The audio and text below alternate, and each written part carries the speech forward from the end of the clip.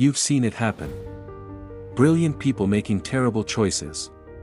The Harvard graduate who falls for a get-rich-quick scheme. The experienced doctor who ignores obvious symptoms. The tech genius who destroys their company with one impulsive decision. And maybe you've been there yourself. You've made a decision that, looking back, seems so obviously wrong that you wondered what you were thinking. But here's the uncomfortable truth: you weren't stupid. You were human. Intelligence doesn't protect you from bad decisions. In fact, sometimes it makes you more vulnerable to them. Because the smarter you are, the better you become at convincing yourself that your mistakes are actually brilliant insights. This isn't about being dumb or smart. This is about understanding the invisible forces that hijack your decision-making process every single day. These forces are called cognitive biases, and they're the reason why even the most intelligent people among us stumble, fall, and sometimes crash spectacularly. But here's the empowering part: once you understand these biases, once you can name them and recognize them in action, you gain something incredibly powerful. You gain the ability to pause, to question, and to choose differently. The intelligence trap. Let me tell you something that might sting a little: your intelligence can be your greatest weakness. When you're smart, you're good at reasoning. You're excellent at building arguments, finding evidence, and constructing elaborate justifications.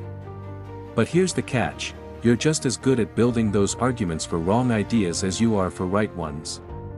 Psychologists call this the intelligence trap. The smarter you are, the more sophisticated your rationalizations become. You can take a bad decision and dress it up in such convincing logic that even you believe it's brilliant.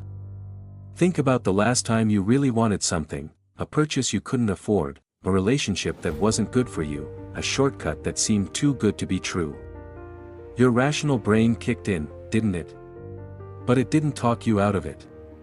Instead, it became your accomplice. It helped you justify.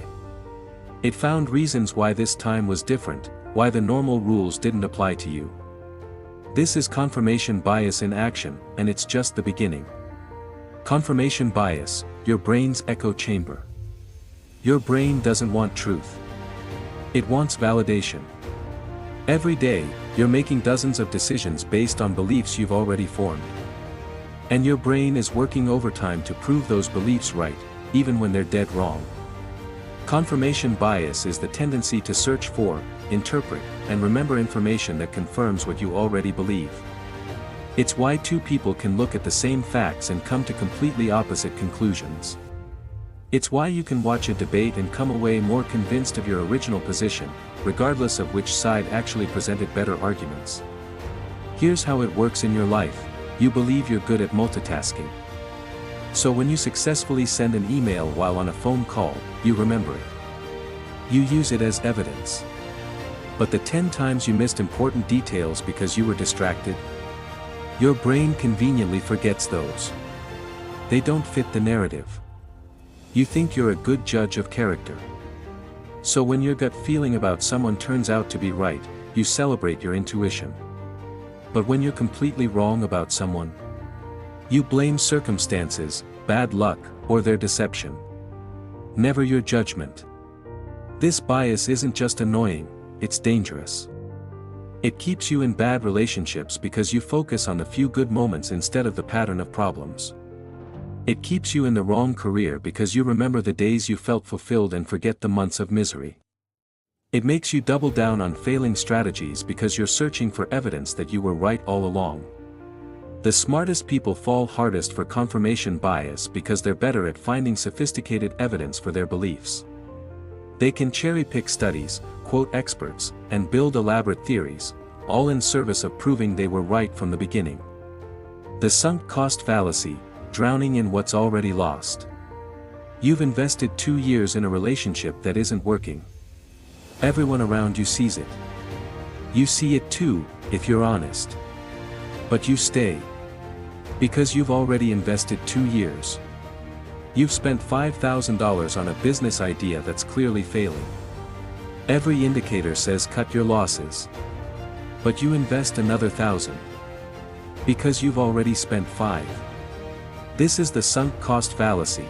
and it's one of the most painful ways smart people make bad decisions. Here's the logic error: you're letting past investments, money, time, effort, emotion, dictate your future decisions. You're throwing good money after bad, good years after wasted ones, because your brain can't handle the idea that those past investments were for nothing. But they already are nothing. The money is spent. The time is gone. The only question that matters is, what's the best decision moving forward? Yet you can't let go. Your intelligence makes this worse because you can construct elaborate justifications. It's not about the money I've spent, it's about seeing things through.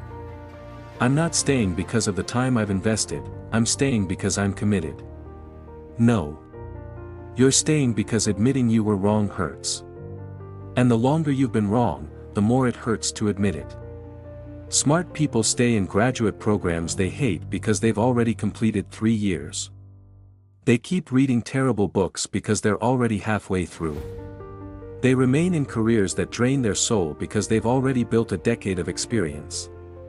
The sunk cost fallacy keeps you chained to your past mistakes instead of free to make better future choices. Anchoring bias, the first number that traps you. Walk into a car dealership. The salesperson shows you a car priced at $50,000. You negotiate. You're smart about it. You get them down to $42,000. You feel victorious. But here's what you don't realize: that car is worth $35,000. The $50,000 was an anchor, and it trapped you. Anchoring bias is your brain's tendency to rely too heavily on the first piece of information you receive. That initial number, fact, or impression becomes a reference point that skews all your subsequent thinking. Real estate agents know this. They show you an overpriced house first. Suddenly, the merely expensive house looks reasonable. Job recruiters know this. They ask your salary expectations before offering a number, because whoever speaks first sets the anchor. But anchoring doesn't just affect price negotiations. It affects how you judge people. The first impression someone makes becomes the anchor for how you interpret all their future behavior. If they seemed confident at first, you interpret their stubbornness as determination. If they seemed nervous, you interpret the same behavior as weakness. It affects your self-perception too. Maybe a teacher once told you that you weren't creative. That became your anchor. Now, decades later, you still believe it, despite evidence to the contrary. Maybe you failed at something once, and that failure became the anchor for how you view your abilities in that area forever. Smart people think they're immune to anchoring because they're aware of the tactic. But awareness isn't enough. Studies show that even when people know about anchoring bias, even when they're explicitly told that a number is random and meaningless, it still influences their decisions. Your intelligence doesn't free you from the anchor. It just makes you better at pretending you weren't influenced. The Dunning-Kruger effect: confidence without competence. There's a strange paradox in human psychology: the less you know about something, the more confident you feel about it. This is the Dunning-Kruger effect, and it explains why the person who's watched 3 YouTube videos about economics suddenly has stronger opinions than the economist with 30 years of experience. It explains why someone who's just learned about a topic feels qualified to lecture experts. Here's what happens: when you know very little about something, you don't know enough to realize how much you don't know. You can't see the complexity, the nuance, the exceptions. Everything seems simple, straightforward, and obvious. But as you actually learn more, as you develop real expertise, you start to see how complicated things are. You become less confident, not because you know less, but because you understand more. This creates a dangerous situation: incompetent people make bold, confident decisions while experts hesitate and hedge. And in a world that rewards confidence, the incompetent often get promoted, elected, and listened to while the true experts are dismissed as uncertain or weak. You've experienced this yourself. Remember when you first learned to drive? You probably thought you were pretty good after a few weeks. You felt confident. But ask any driving instructor, that's when students are most dangerous. They've learned enough to feel capable but not enough to recognize hazards. Smart people aren't immune to Dunning-Kruger. In fact, highly intelligent people often fall into a related trap. They're genuinely expert in one area, and they assume that expertise transfers to everything else. The successful entrepreneur thinks they understand foreign policy. The brilliant scientist thinks they understand economics. The talented artist thinks they understand medicine. Intelligence in one domain creates confidence that bleeds into domains where you're actually a novice. Recency bias, when the present erases the pattern. Your mind has a strange relationship with time. Recent events feel important, meaningful, and predictive. Distant events feel irrelevant, even if they're more significant. This is recency bias, and it's why you make terrible decisions after both successes and failures. Your business has a great month, so you decide to expand aggressively, ignoring the previous 6 months of struggling. The stock market has a good quarter, so you invest more, forgetting the patterns that precede crashes. Your partner has a wonderful week, so you think the relationship problems are solved, dismissing the patterns that have existed for years. The recent past feels like the forever future. It doesn't matter what the data shows. It doesn't matter what history suggests. Your brain weighs the last experience more heavily than the accumulated evidence of years. This works in reverse too.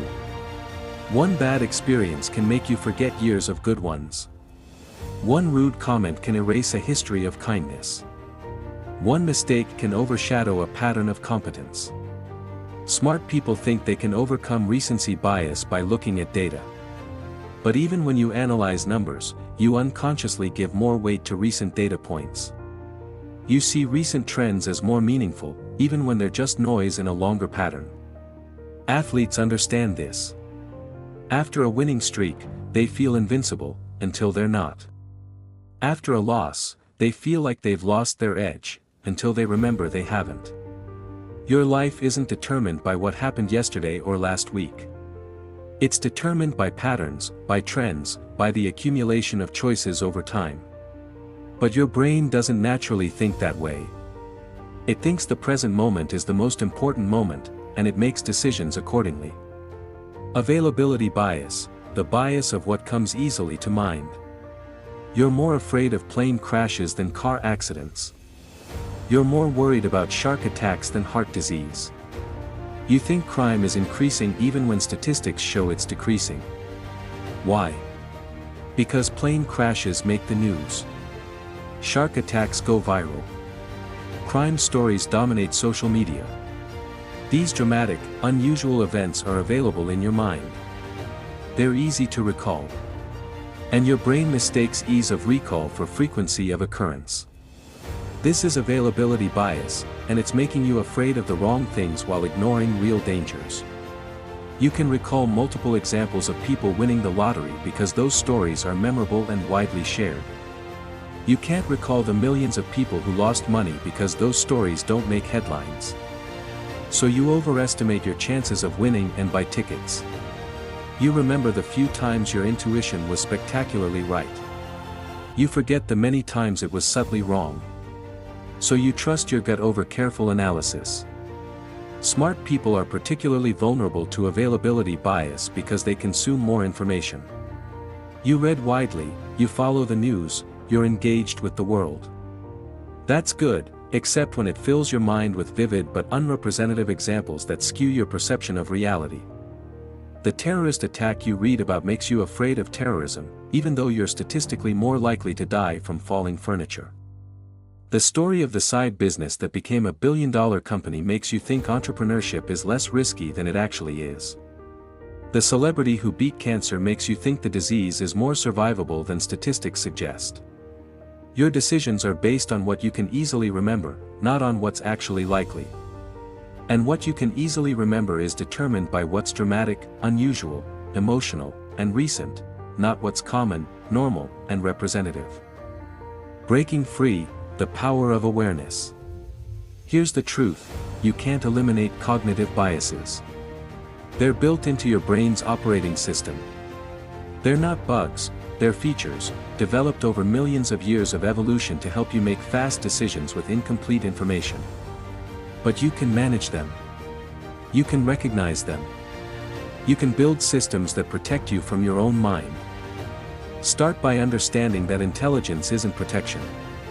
Being smart means you're better at rationalizing, not better at being right. Accept that you're biased. Not sometimes, not in some decisions, in everything, always. That's not pessimism. That's realism. Second, slow down.